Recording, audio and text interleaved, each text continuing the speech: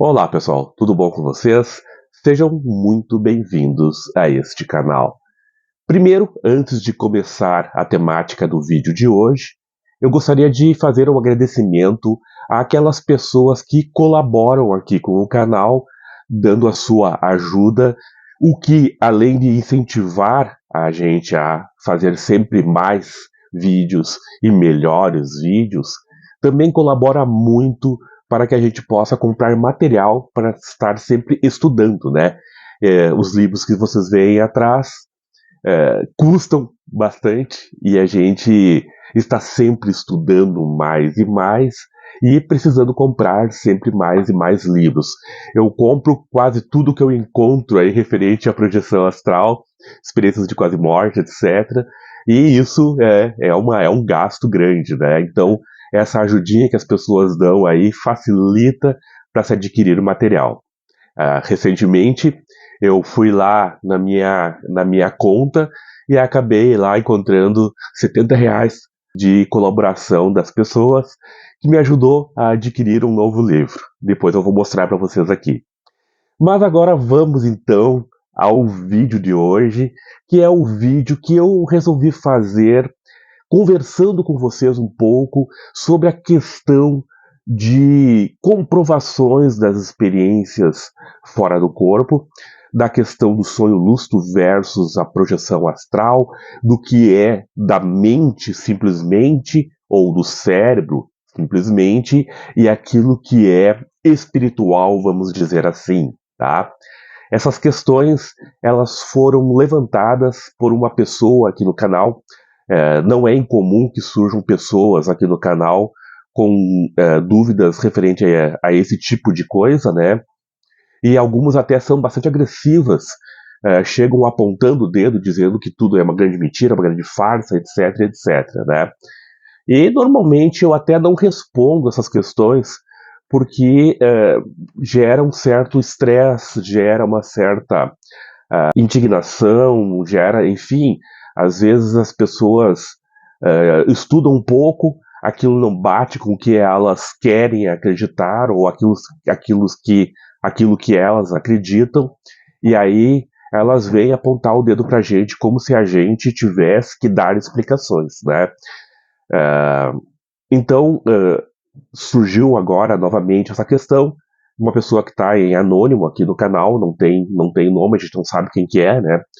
Mas enfim, isso também não importa, né? A gente discute ideias e não pessoas. Então, essa pessoa veio aqui no canal, colocou suas dúvidas de forma bastante sincera, o que me levou a responder da melhor maneira possível, porque realmente são questões interessantes e questões sinceras, que não só ele se fez, como eu mesmo já me fiz essas questões. Quando eu venho aqui trazer para vocês esses vídeos, eu não venho falar de assuntos dos quais eu não tenho nenhum conhecimento. Vocês sabem, eu sou formado em filosofia, eu tenho pós-graduação em História das Religiões, adoro o estudo sobre as religiões, e também tenho uma pós-graduação em Neurociências e Física da Consciência, que nem se diz, né? Onde a gente estuda as questões referentes ao próprio cérebro, e fiz essa pós justamente para trabalhar essas questões que a gente tem essas dúvidas se não é tudo fruto do nosso cérebro, etc, etc, né? Então eu fui fazer essa pós-graduação, estudei essas questões relativas ao cérebro, os comportamentos, etc, etc. Também tive um pouco sobre a questão da física ali, que entra ali a questão da física quântica, embora tenha sido bem pouco dessa pós que eu fiz, ela estava voltada realmente para a neurociência. Mas eu estou sempre lendo, né? E vocês podem ver aí atrás que eu coletei aí uma boa quantidade de livros ao longo de mais de 30 anos de estudos relacionados à espiritualidade. Então, quando eu venho aqui falar para vocês, eu estou falando de algo que eu venho estudando há muito e muito tempo. E de algo, pessoal, que eu já repeti várias vezes, e obviamente eu não vou estar repetindo em todo o vídeo. A pessoa que vem nesse canal, ela sabe que ela está vendo um viés de pensamento, né? Tem aqui uma ideologia por trás que é da crença na vida após a morte. E quando eu digo crença aqui, eu estou falando porque a gente não pode comprovar, não tem comprovação ainda. Mas então a gente traz aqui para vocês esse viés, e eu não vou estar explicando todo o vídeo, que é uma forma de se pensar. A gente está utilizando um viés de pensamento que não é o da ciência materialista exata, obviamente, né? Obviamente, embora a gente busque sempre utilizar um método científico para tentar entender cada vez melhor essas experiências, tentar repeti-las, enfim, tentar fazer com que haja um entendimento mais concreto sobre essas experiências, tá? E não é à toa que eu li tudo isso e continuo lendo e continuo estudando, gente, e vou continuar o resto da minha vida estudando e lendo, tá? E eu amo isso aqui, né? Então por isso que eu gosto de falar disso. Bom, então vamos a essas questões levantadas por essa pessoa que felizmente eu não sei o nome, então eu não tenho como me referir a quem é, né? Mas vocês encontram lá nos comentários do vídeo do Swing Arms, que é a técnica que eu ensinei de mexer os braços para sair do corpo, tá? E essa pessoa ela diz o seguinte: como eu queria me iludir assim também, achando que é uma experiência espiritual. Eu vou pontuando, pessoal, e provavelmente eu vou cortar esse vídeo em duas partes, porque vai ficar extenso, tá? Então eu vou cortar ele para poder trabalhar direitinho essa questão. Bom, para começar, eu não estou me iludindo e nem iludindo ninguém, tá? A gente sempre parte do princípio da descrença, utilizado aí na Conscienciologia, mas também já citado por outros grandes autores, bem como o próprio Buda, tá? Que é: não acredite em nada do que eu estou dizendo, teste por você mesmo. Até porque a experiência fora do corpo, ela é algo que, se você trabalhar apenas intelectualmente, você não vai chegar a lugar nenhum e só vai ter mais e mais dúvidas, tá? Ela precisa ser vivenciada, ela precisa ser experimentada. E aí você pode começar a tirar conclusões melhores de tudo isso, tá? E vamos lá. Seria tão confortante, né? E eu ficaria bem feliz, mostrando que, na verdade, ele quer acreditar e não consegue, né? Ele não consegue acreditar por causa, depois vocês vão ver ali, das próprias experiências dele, tá? Ótimo, vamos lá. Já tive essa, entre aspas, saída do corpo mais de 50 vezes e até hoje não pareceu nada mais que um sonho lúcido. Para começar, a gente não pode ter como parâmetro de certeza apenas uma forma de experiência, né? A gente precisa ir mais a fundo nas questões, fazer comparações com outras experiências, buscar material, entender o assunto, porque se a gente for se pautar apenas pela nossa própria experiência, a gente vai poder estar realmente se iludindo ou criando falsas ideias sobre um assunto, tá? A experiência particular, ela é fundamental para que você comece realmente a ter as suas certezas, porque aí você está vendo por si mesmo. Você não está apenas ouvindo outro falar, não é algo vindo de terceiros, mas algo que você está experimentando. Então é fundamental. Mas você não pode simplesmente basear toda uma teoria na sua única experiência, senão eu posso sei lá, ter qualquer tipo de ilusão e dizer que isso é verdade, porque eu vivenciei. Não, não é bem assim. Existe um estudo comparativo, né? E aí, quando a gente vai estudar cientificamente um assunto, tem ali a causalidade desses assuntos. E quando a gente estuda cientificamente, a gente parte ali de uma causalidade e faz então uma repetição desses exercícios, né? A gente vê o que outros dizem, então tem aí uma direcionalidade, né, tem uma temporalidade e uma reprodutibilidade desses experimentos, tá? Então, isso não vai bastar apenas a minha experiência. A gente tem que observar outros, o que é o caso das experiências fora do corpo. Não sou eu que estou dizendo, são centenas, se não milhares de pessoas que têm experiências e relatam essas experiências, e a gente faz um estudo comparativo e vê o quanto tem de similar nessas experiências, o quanto tem de coisas que encaixam sendo a pessoa aqui do Brasil ou sendo a pessoa lá do Japão, sem nunca ter se visto, né? As experiências, elas têm características que se repetem, né? Então, a gente vê que existe aí uma certa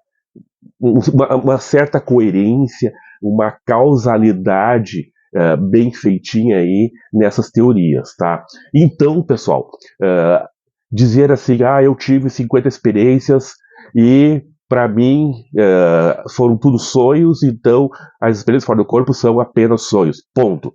Não é correto, né? E todas as experiências das outras pessoas, e tudo aquilo que as outras pessoas disseram, e tudo aquilo que as outras pessoas trouxeram de comprovações, não basta, né? Obviamente que nós não vamos dizer que a gente possa, através de um estudo de casos, querer comprovar que existe a vida após a morte, que as projeções astrais são verdadeiras, porque a gente não tem ainda como realizar uma comprovação real daquilo ali, né? Porque ainda está muito no campo do subjetivo, né? Ainda está no campo do subjetivo. Para ficar mais claro também aqui, quando eu falo dessa questão de causalidade, a gente tem na ciência dois tipos de causalidades, tá? Aquelas que são estritas, fechadas, exatas, que são estudadas pela física, pela matemática, pela química, né? Onde o cálculo vai lhe dizer o que é real, exato, né? Direto, né? Isso é estrito. Esse é um tipo de causalidade que se trabalha essas disciplinas de exatas, tá? Porém, nem tudo é exato, né, gente? A gente sabe disso. As coisas não são exatas. A gravidade, ela é exata. Se você jogar algo para cima, ela vai cair. Se você pular de um prédio, você vai cair lá embaixo. Isso é exato. É repetido, né, estritamente. Agora, tem determinadas coisas estudadas que elas não são exatas, elas são mais regulares. E existe uma causalidade regular, ou seja, tá? Como é estudado dentro da sociologia, que é um dos temas que eu estudo, né?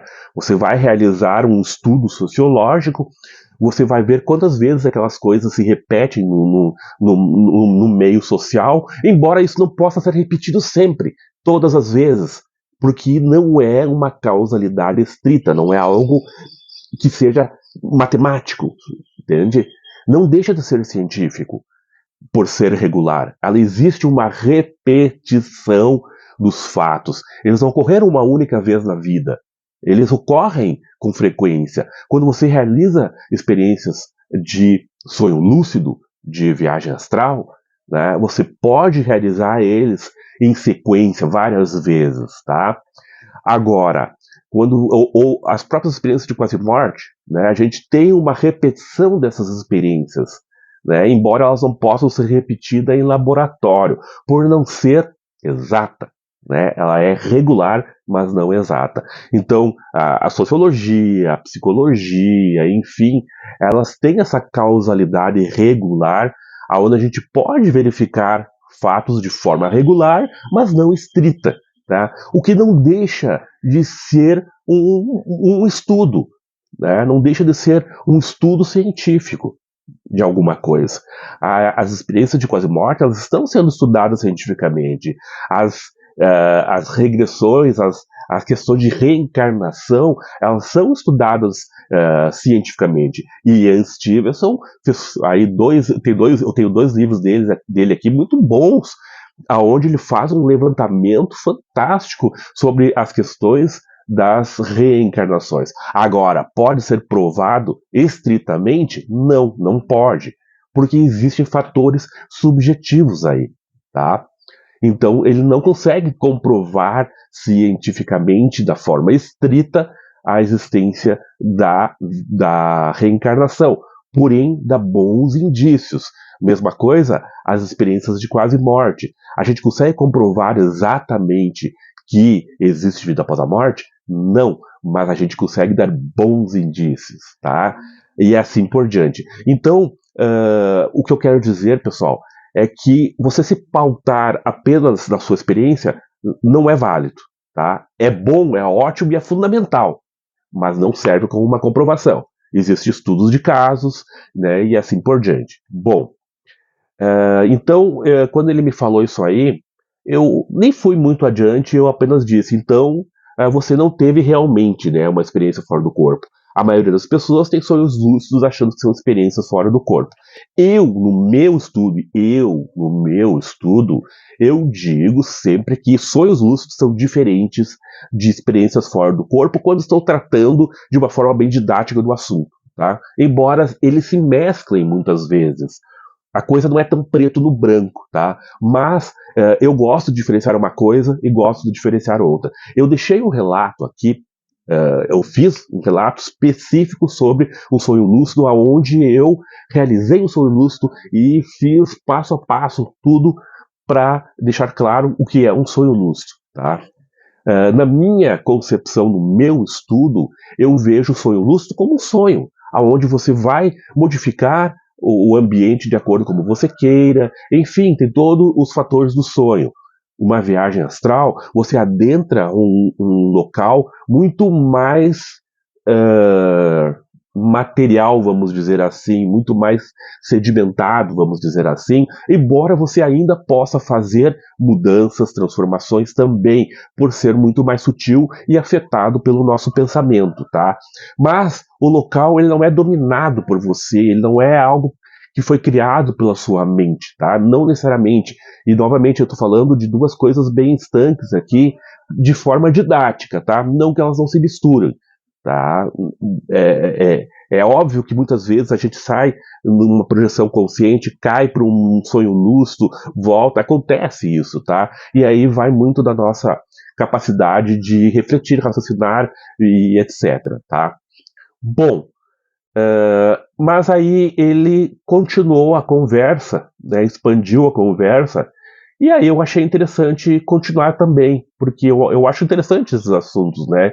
E eu deixei bem claro para ele ali, vocês podem acessar depois ali a conversa escrita, né?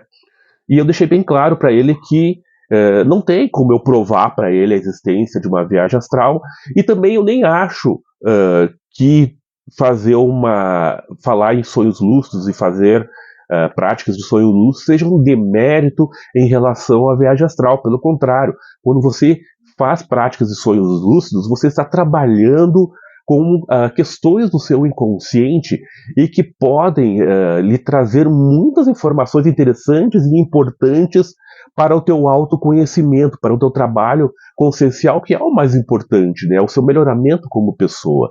Então, o sonho lúcido ele é muito bom. E não é nenhum demérito pensar assim, tá? Só vejo que o sonho lúcido ele não é como uma experiência fora do corpo, não vai te trazer a certeza, pelo menos interna, de que você realmente sobrevive ao cérebro físico, tá? Bom, continuando. Ele, muito educadamente, ele me respondeu dizendo que agradecia pela resposta e que ele está em busca dessa comprovação. Mas quanto mais experiências ele tem, né, mais convencido ele fica de que é apenas fruto do subconsciente. Mas você está totalmente certo quanto à questão de convencer um ao outro. Não vale a pena, vou só deixar alguns testes para você fazer consigo mesmo durante sua experiência. Questione seu ambiente, questione o que você vê, como o Morel disse. Quando tiver encontro com esses tais mentores, olhe para ele detalhadamente, desvie o olhar e olhe novamente. Se você for, desculpa, apenas seu subconsciente, ele certamente vai mudar de forma a cada olhada que você der. até mesmo vai se dissolver ou se transformar em algo aleatório do seu subconsciente.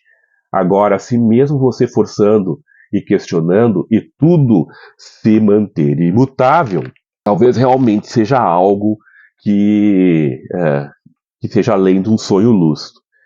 Bom, e eu acho extremamente válido isso aí, mas é algo que eu falo sempre também. E quando você propôs esses testes, eu até me senti um pouco, não ofendido, não de forma alguma ofendido, apenas talvez menosprezado, como se eu tivesse aqui falando de algo que eu não soubesse do que eu estou falando, né? E eu tenho mais de 30 anos, não é carteiraço, tá, gente? Mas é a verdade.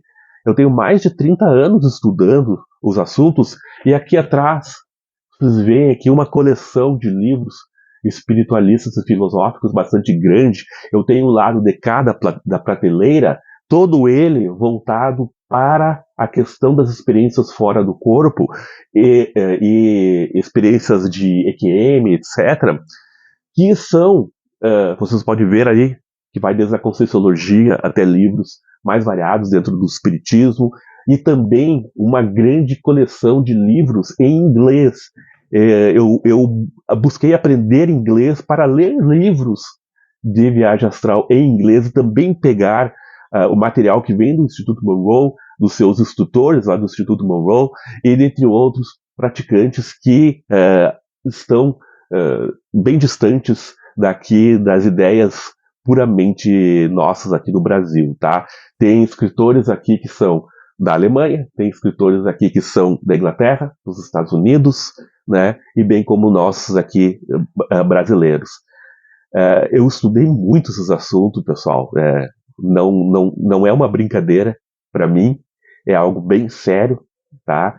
E eu fiz, obviamente, todos esses testes. Eu tenho livros de sonho lúcido também, tá? E tem um livro, inclusive, da Susan Blackmore, que é um livro que ele bate contra as viagens astral, dizendo que as viagens astral são coisas da nossa mente. Tem um livro dela específico aqui que vai contra essa ideia de que as viagens astrais sejam algo de fora do corpo, mas tudo fruto da nossa mente. Eu leio ambos os lados, eu me informo muito, tá?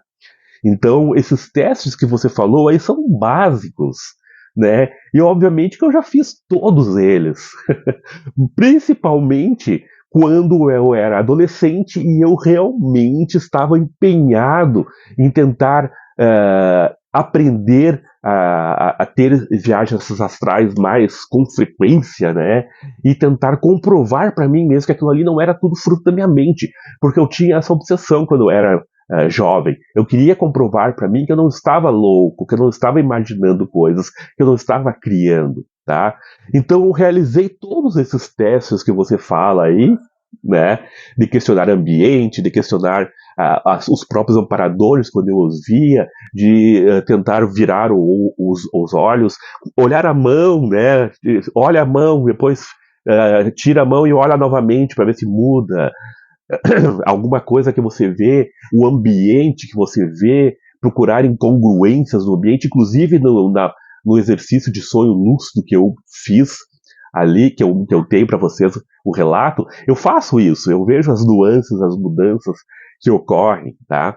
Então, eu consigo diferenciar muito bem uma coisa da outra, tá? E aqui, então, eu vou fazer algo que eu não gosto, né? Que é de falar para vocês algumas das comprovações pessoais que eu tive nesse assunto, tá? Então, são provas pessoais, né? Primeiro de tudo é a viagem astral de consciência contínua, tá? O que vem a ser isso? Consciência contínua é quando não há gap, não há falta de lucidez em momento algum. Você mesmo disse ali que você faz a sua experiência a partir do sonho. Você dorme e depois você acorda e tem a experiência, tá? E aí, realmente pode ser experiência de sonho lúcido, tá? Aliás, eu até saltei uma partezinha ali que eu estava falando e eu acabei me empolgando e passando, que a maioria das pessoas faz sonho lúcido ao invés de viagem astral e trata como se fosse uma viagem astral, tá? Novamente eu digo, não é demérito, tá? Só que sonho lúcido é sonho lúcido, viagem astral é viagem astral. E eu vou te dizer o porquê agora, aqui, com as minhas experiências, tá? Consciência contínua, tá? Eu fui deitar, e isso eu não fiz uma vez, foram várias vezes, tá? Hoje em dia eu não faço mais, porque realmente requer uma prática mais intensa e eu não tenho hoje em dia como realizar essa prática mais intensa, tá? Mas você deitar, entrar em estado de meditação, entrar a fundo na meditação, chegar ao estado hipnagógico, tá? E a paralisia do sono, do corpo fica paralisado.